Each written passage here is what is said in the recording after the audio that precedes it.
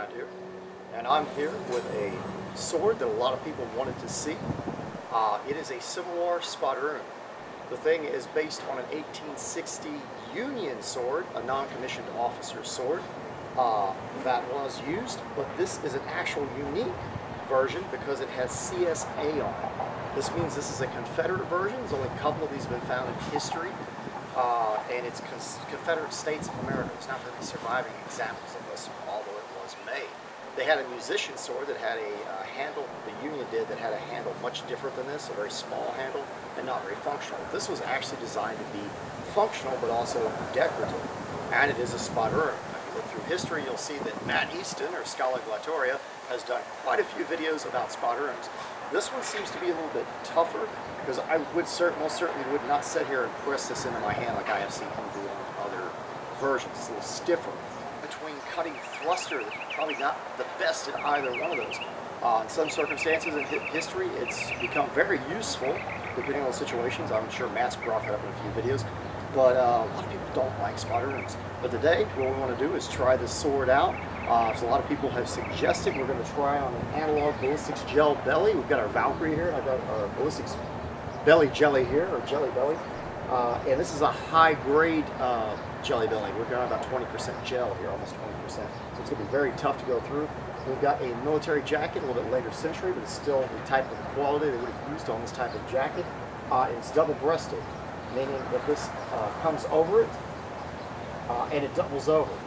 That means that we've got over 4 layers and padding in this jacket. So I think that's more than enough to test a Civil War uniform. A lot of people, what they'd be wearing, some people might have been wearing really heavy wool jackets that might have been heavier than this depending on the weather that they were fighting in. But just an average battlefield with a nice cool day, yes, I can see people not wearing much more than this. So let's go ahead and try this out. We'll try some thrusting, we'll try some cutting, and we'll see how this sword performs upon request by many viewers. I would say that is a beautiful cut.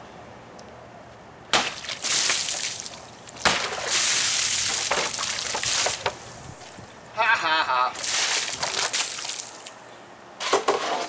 So I think the sword held up well, and yes, that is a good sword. I mean, in my opinion, it does everything it's needed to do. If you were cutting pure flesh without anything covering it, it would do its job. Beautiful blade. Hey, at least you got a targeting situation where you want to aim. Oh, the double-breasted part. Yeah, but you can also aim between the second and third row of buttons in the double breasting, and you know the gel's right there. Very true. It gives you a target. We have the jacket all closed up, the double breasting. I've determined to hit between here and here in this area.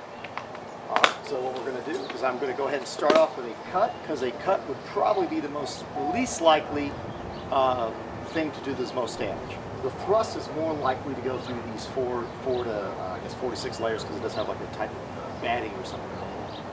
So let's go ahead. That's really tightly woven cloth. We know how well cloth holds up, and that cloth is very difficult to cut through with a lot of swords. So let's go ahead and see what happens.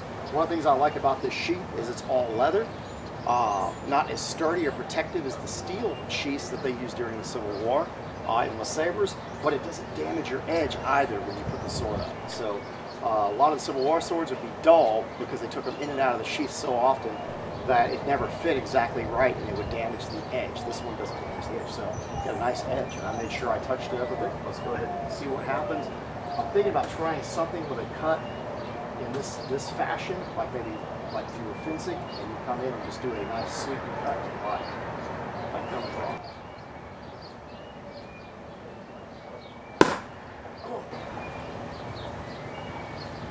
We cut some fabric, but as we saw, there was a lot of bounce like we normally get. It's right over the gel, but it didn't go through. Let's go ahead and try to change that up a bit. Try to do it about here. I want to try to use what a lot of people consider the point of percussion, where you have the best point of percussion on this was probably somewhere in this range, so let's go ahead and try it out. Oh. There goes the took button. the button in half. So what we did is we effectively cut a button in half, but we didn't go through the actual jacket itself. Now that's me using parts of the blade that people normally commonly use.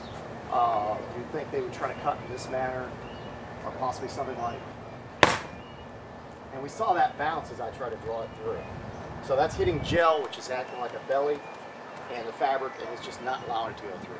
Let's go ahead and try what I would normally do, using the tip, and see what we get. Ooh. There goes the upper button. And in this case, we made it into our target.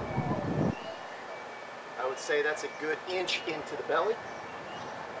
And we made it through, actually, it didn't make it through both layers, it moved one layer over. So as the tip cut through, as it cut further over than the other breasting, the other piece overlaps, it pushed it out of the way, cut through 2 layers, and went, I would say, at least an inch into the body.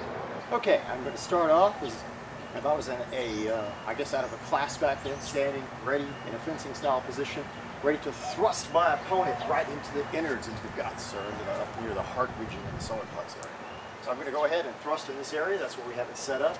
I want to make sure I can hit the actual 4 layers, so I made sure they overlap properly. It shouldn't push it out of the way like it did with the tip cut, although the tip cut was impressive enough going through that layers of cloth for me, but I think it would have went through all 4 easily if it hadn't pushed it. Let's go ahead and give it a nice thrust. Oof. That was definitely over gel, I believe. Look. I'm going to have to pull it out to look.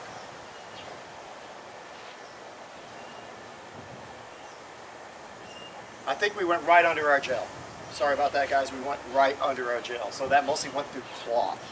It's not going to count there. Let's redo this. Not going to count that one because we want to go through our gel. Our gel is the part that's acting like the actual body itself and actually extremely tight. This is okay in this area, correct? Yeah.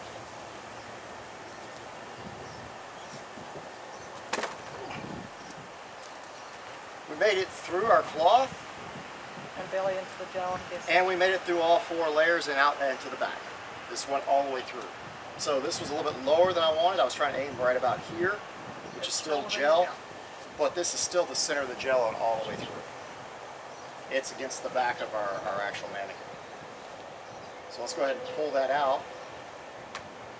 And it doesn't want to come out. It's actually pulling very difficultly. You can see the gel on the actual blade. So yes, I think with the stiffness of this style Spadroon from the Civil War, this one would have no problems thrusting through the cloth that was worn on the battlefield. This one would give you some reach. It's 30.5 inches long, the blade.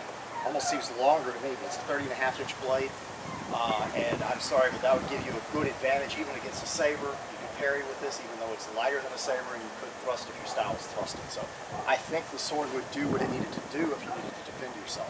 I can see why some officers are then more into fencing, and they practice that style of swordplay over saber. They might prefer a sword like this.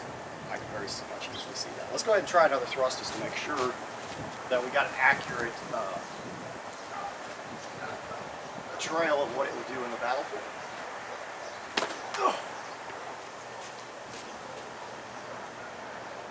Right over the gel, and definitely through all 4 layers. It's nothing to go through this amount of cloth. It could go through. It actually stuck in the back of our mannequin. I had to pull the tip out of the back of the shell of the mannequin. So we're getting a thrust all the way to the back of the mannequin, which is that deep. That's definitely a killing blow, and I don't think this cloth is going to perform any special miracle in stopping an actual thrust.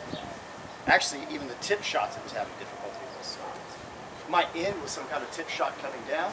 We very rarely do that, like try to cut with the tip shot coming down, but I'm curious what it would actually do. Ugh. We came on through, but it didn't make it through all the layers. Our tip shot made it through the first layer, but it doesn't appear that it made it through the second layer of cloth. So in my mind, that's proving that cloth is still pretty protected. That tip was pretty damaging, but it just didn't have what it took to go through the gel. Your worst nightmare with this thing would be the thrusting, I imagine. That would be the thing that you would have to fear. Try one more good one. Try to go across.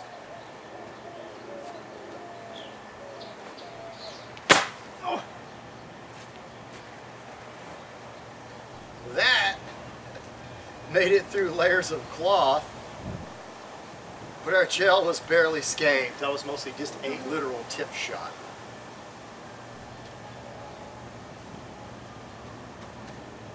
Okay, I'm quite impressed with this. I think we have a good amount of gel here too. Let's try that one more time, coming across with the actual cut. Kind of tippy, but not quite 100% tippy. Oh, one heck of a bounce from that. And no cut, because when it bounces, you're never going to cut. That's why the tip shot's the only thing that will actually dig in and cut. It just doesn't quite have the cutting ability of some swords. But other than that, the thrusting is superior, in my opinion. It's doing extremely well as a bayonet would do, even though it does have some give. Overall, I think it's an excellent sword. I think this was an excellent test. Thanks for suggesting it. I had several viewers suggest it due to Matt Easton bringing up how they were not very good at anything. Apparently this one's a beefier version. Like you said, some Spadroons aren't so bad. This one's stiff enough that it has a good thrust and a fairly decent cut. We did get an inch or so, or maybe an inch or inch and a half into the body with a tip shot, cutting across the belly in a sweeping cut. We also cut the fabric very many times, which shows that it's got a good sharp edge. And we got thrust all the way into our gel. Let's examine that gel now and finish this off. Come on, undress it quickly. Huh? Nothing. You want to see quickly? No, I was being a smart ass.